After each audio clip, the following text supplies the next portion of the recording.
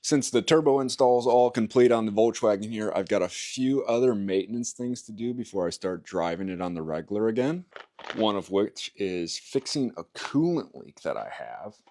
So the thermostat outlet originally is made of plastic and they sell an aluminum one, so I'm going to be doing that.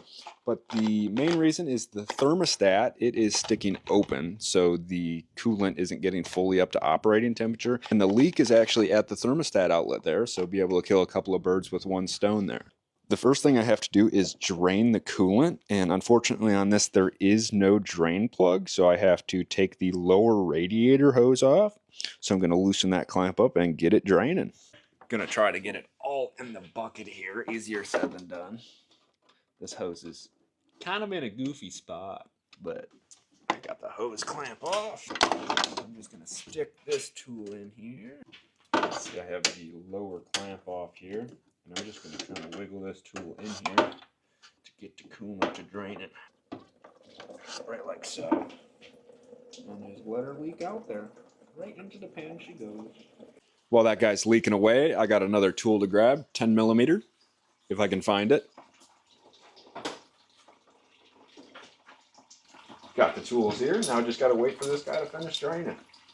The infamous 10 millimeter. The coolant's basically all done draining here, so I got to take the other end of the hose off, which I can't get a screwdriver in there, so I'm going to use this ratchet. Most of the hose clamps are just like 8 millimeter. Give her a couple twisties. This should be a pretty quick job here. Should be keyword. I've been meaning to fix this leak for quite some time now. And there, the hose clamp is loose. And off with the hands. There we go. Look at that little radiator hose.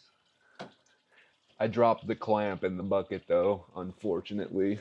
With all that stitchiated here, this is the coolant outlet here. Kind of hard to see. There's only 2 bolts on it, one up in here and one down here. So I get to ratchet in on those. Got that infamous 10 millimeter here.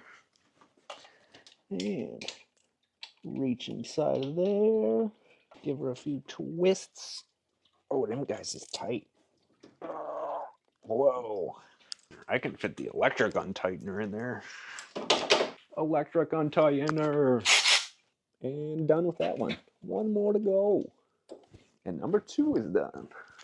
Gonna get this thermostat outlet broke free there. Look, my bolt stayed in.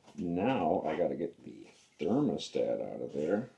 Now I gotta get the thermostat out of there. Way back in there. Should have a little bit more coolant pop out when I do that too. She's in there good. Stick this fella in there. That should do it. There it is. Ah, shit. And grab this thermostat. This is the thermostat. It regulates the coolant temperature inside your engine block. Group consensus says it's 11 foot-pounds, which is, what? 132 inch-pounds? 132. 132. And a little torquey action here. Beep. If you've never done a thermostat in your life, it's usually a pretty easy job, but that depends on the make and model of your vehicle.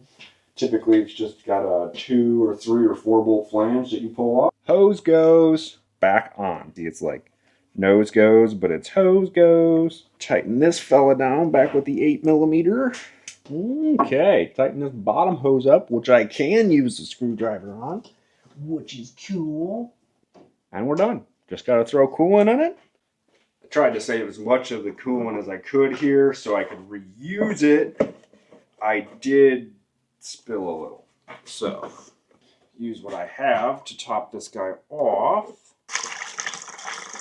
We're to the top. We're to the top. I was filling it up too fast. Whoops. Burp it out. Squeeze that upper hose a little bit. There we go. That's all the coolant I was able to save. So I gotta get some fresh stuff. And that should be a wrap here. Obviously, I'm going to drive it and then recheck the coolant. You can't always rely on a full coolant system being actually full when you fill it without running it. So, and especially through a full thermostat cycle, you need to be able to, because there's definitely going to be an air bubble trap down there by the thermostat. So unless you vacuum fill it, you have to recheck it. Not while it's warm. Warm it up, cool it down, check it out. You'll be good to go. The next thing I got to do is throw a fresh oil pan on this guy. This is actually a hybrid oil pan. So it's got the metal on the bottom and aluminum on the sides. Typically the OEM pan for this is all aluminum, which I have broken one before. So I have a hybrid pan on it right now, but I may or may not have went through a ditch and really dented it, so it's been slowly leaking. So I'm just going to throw a new pan on the guy. I tried like bending it back, still leaks. Oh well, not a huge job, so stay tuned for the next episode. I will be putting an oil pan on this guy.